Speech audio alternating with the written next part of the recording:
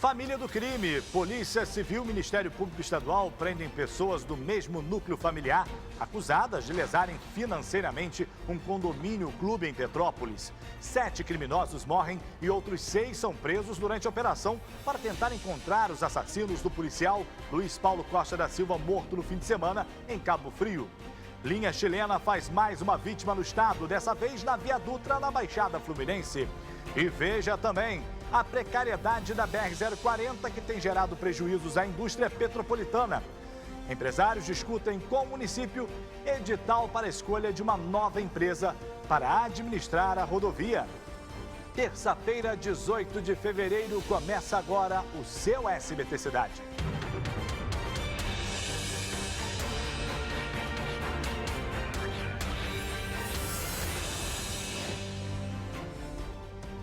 Muito boa noite, eu começo hoje citando essa galera que está sempre com a gente aqui no estúdio. Vou ver se eu lembro o nome de todo mundo. Nas câmeras, tio Chico, Ulisses no áudio, Eufrazino, nosso querido Anderson também, lá em cima, comandando as carrapetas do áudio também tem o nosso querido Jesus, tem o Dudu, tem o Reinaldo que manda ver nas imagens, tem o Hugo, é toda uma equipe, penso que, e claro, comandando a nossa edição. Como sempre, nosso querido Birajara, o Bira, aquele que libera o WhatsApp, já está mandando ver que é toda uma equipe para levar até você as principais informações de todo o estado do Rio. A gente começa com essa notícia: 7 criminosos morreram e outros 6 foram presos durante uma operação em várias cidades da região dos Lagos para tentar encontrar aí os assassinos do policial Luiz Paulo Costa da Silva, morto no final de semana em Cabo Frio. Ele foi enterrado em Guaba Grande, onde o PM morava com a família. O repórter Lucas Madureira traz agora as informações para a gente. Um abraço apertado e muita dor. Familiares, amigos e colegas de farda se reuniram para se despedir do sargento Luiz Paulo Costa da Silva, de 39 anos. Ele foi morto com tiros de fuzil no fim de semana ao deixar o trabalho em Cabo Frio, na região dos Lagos. O carro usado pelos atiradores foi apreendido, mas os assassinos ainda não foram encontrados. O velório aconteceu nesta segunda-feira, numa quadra de esportes da cidade de Guaba Grande, onde o policial militar morava com a família. Sobre o caixão foi colocada uma bandeira do BOPE, o Batalhão de Operações Especiais da PM, onde o sargento trabalhou durante anos. E dos colegas, ele recebeu os aplausos.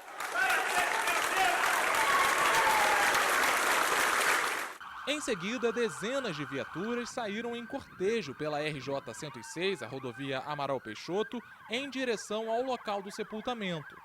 O corpo do policial militar foi enterrado aqui no cemitério municipal de Guaba Grande. Ele deixou 3 filhos, a esposa grávida de 5 meses e uma família inteira inconformada.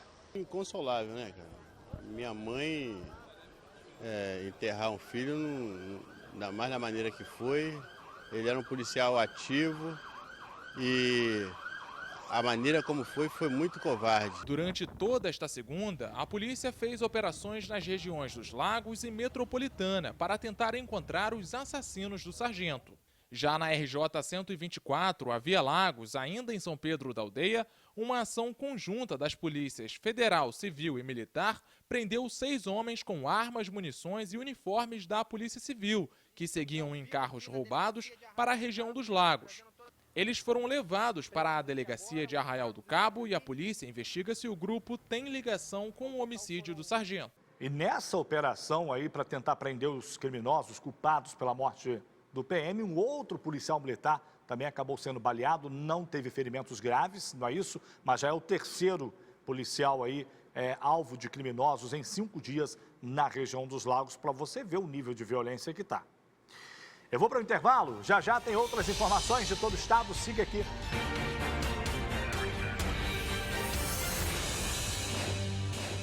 Já voltamos, um abraço para você que está nas mais diversas cidades, o pessoal lá de Cambuci reclama que eu não mando abraço, claro, Cambuci está ali no norte, noroeste fluminense, tem Carapebus, tem Quissamã também, Campos, Goitacazes, São Fidélis, Italcara, Itaperuna, lá no alto, Porciúncula, Varre-Sai, não pode esquecer, né? São cidades que estão sempre ligadas com a gente. Santo Antônio de Pádua, Miracema e Talva, abraço carinhoso.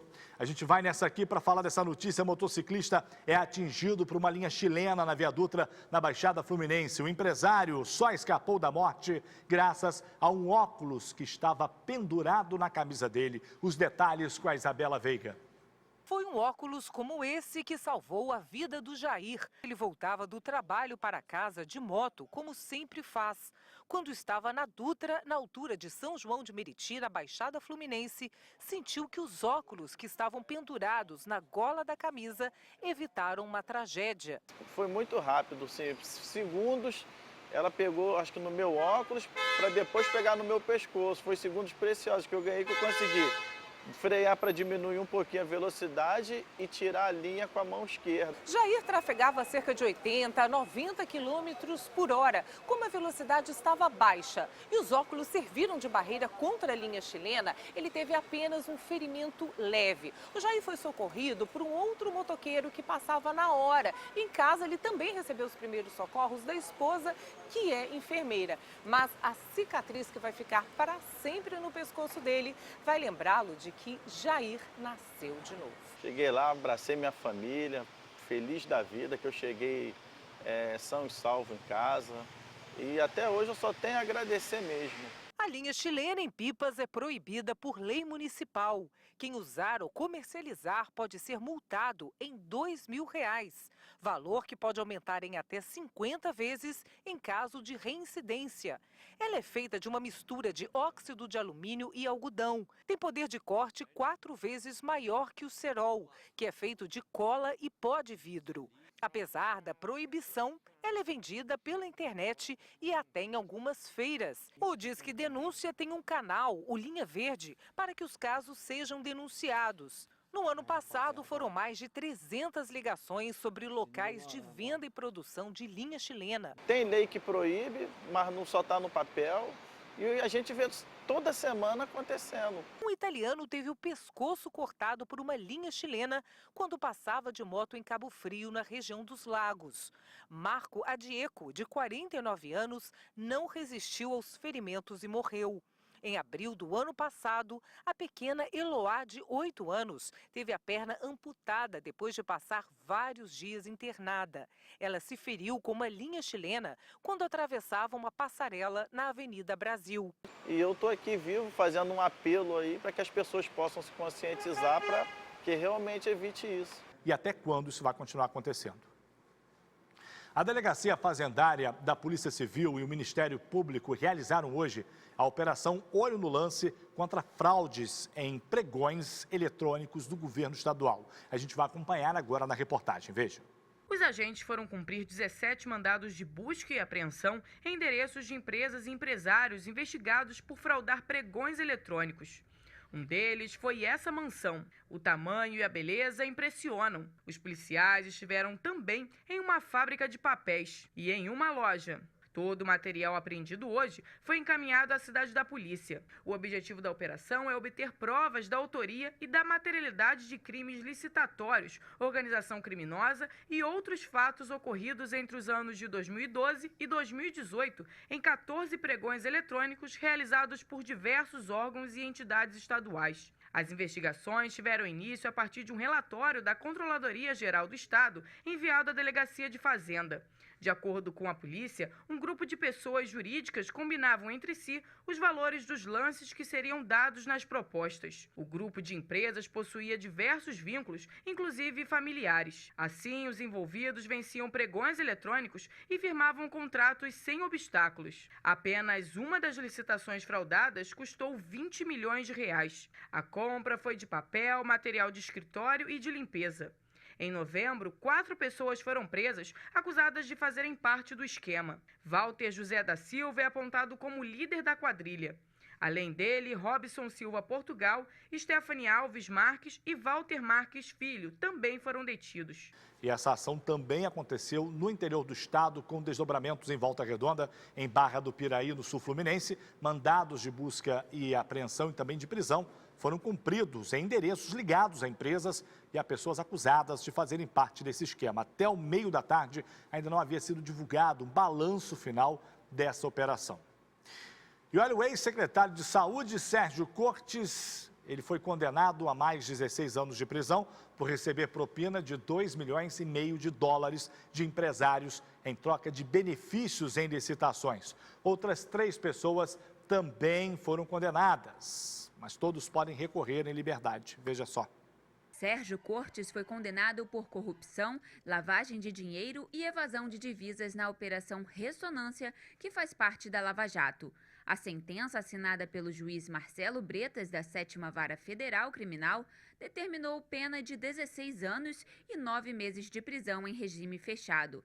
O ex-secretário na gestão de Sérgio Cabral, que também foi diretor do INTO, já tinha sido condenado no âmbito da Operação Fatura Exposta. Sérgio Cortes é acusado de receber 2,5 milhões de dólares dos empresários da área da saúde, Miguel Skin e Gustavo Estelita, em contas ocultas na Suíça. Os dois, que também foram condenados a mais de 20 anos por corrupção passiva e evasão de divisas, pagavam propina para burlar licitações e promover compras de insumos e materiais médicos. O ex-secretário de Saúde, que tinha sido preso em 2017, está solto desde abril do ano passado por decisão do Superior Tribunal de Justiça. Todos os condenados poderão recorrer em liberdade. A gente já sofre uma justiça lenta, que demora a concluir um processo, a condenar alguém. E aí vem o mais, né? Foi condenado, mas tem direito a recorrer em liberdade. É aquilo, termina em pizza. Esses caras, eles roubam milhões, sabe o que é? Roubar milhões dos cofres públicos, talvez até bilhões, porque se você juntar todos os crimes políticos de todo o país, você vai ter trilhões de reais roubados dos cofres públicos de nós, cidadãos, que trabalhamos todos os dias para poder sustentar essa corja. E aí, na hora de serem condenados, eles não são presos, respondem liberdade, tem regime semiaberto, regime a tal da tornozeleira eletrônica, que você pode ficar muito bem em casa no conforto de um lar, mega lar, né, com piscina, com todo o conforto, com empregado doméstico, né? É assim, essa é a condenação dos nossos políticos. Eu vou para um intervalo bem rápido, mas volto em instantes.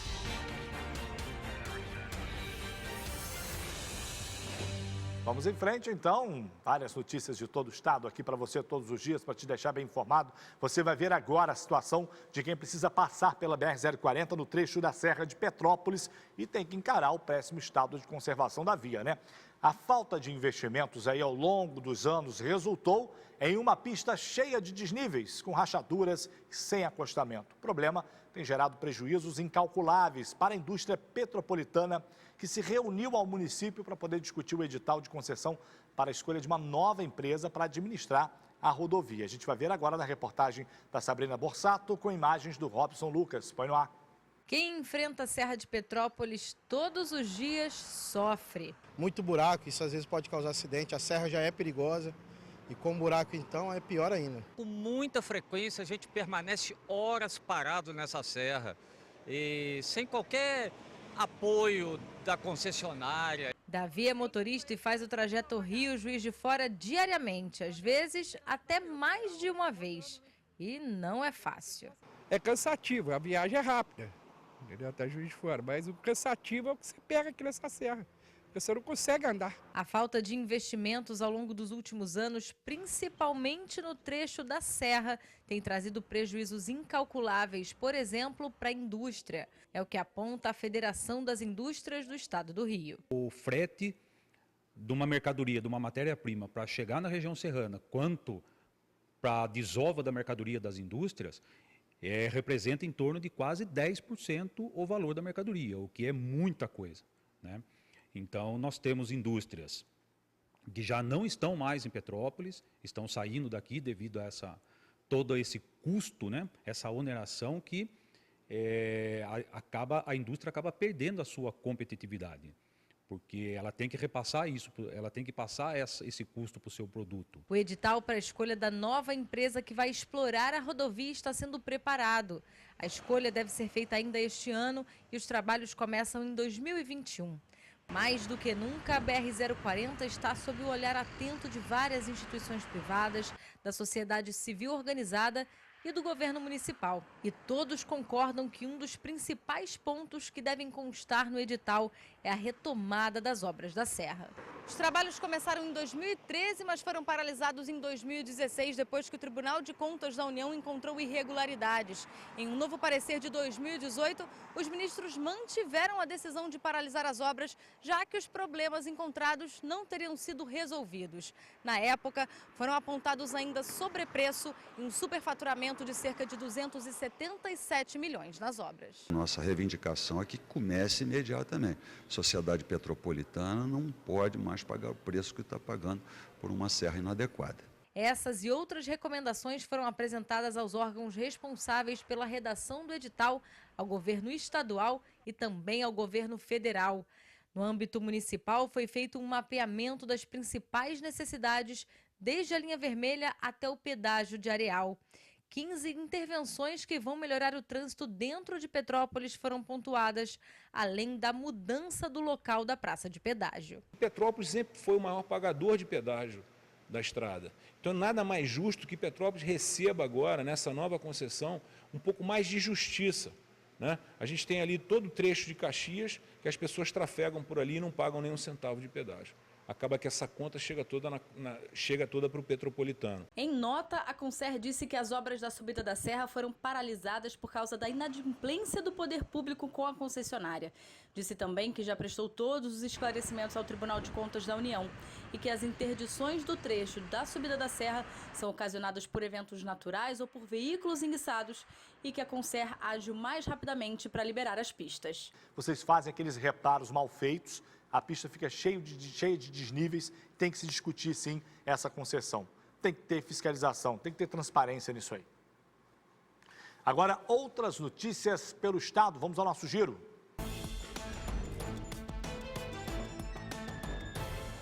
A Delegacia de Polícia de Itaipava, em conjunto com o Ministério Público Estadual, cumpriu hoje, em Petrópolis, mandados de prisão e busca e apreensão contra um grupo da mesma família acusado de lesar financeiramente o condomínio Clube, lá na cidade. Um policial civil aposentado que ocupou cargos de presidente tesoureiro do clube é considerado líder da organização criminosa. Esposa, mãe, filha e genro, ambos com cargos na diretoria do clube e nos conselhos deliberativo e fiscal, também faziam parte do esquema. Segundo o MP, os investigados são acusados de falsidade ideológica, apropriação indébita qualificada, estelionato, organização criminosa e lavagem de dinheiro.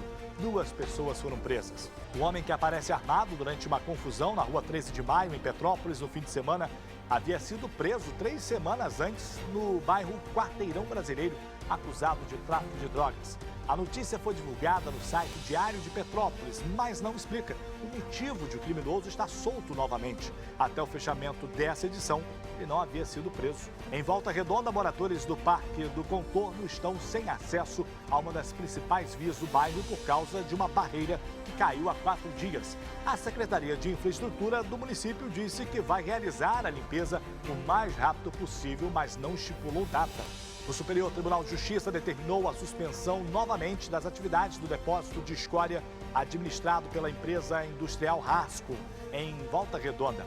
O local é utilizado para guardar o material do descarte lá da produção de aço da Companhia Siderúrgica Nacional, CSN. A decisão foi divulgada nesta terça-feira.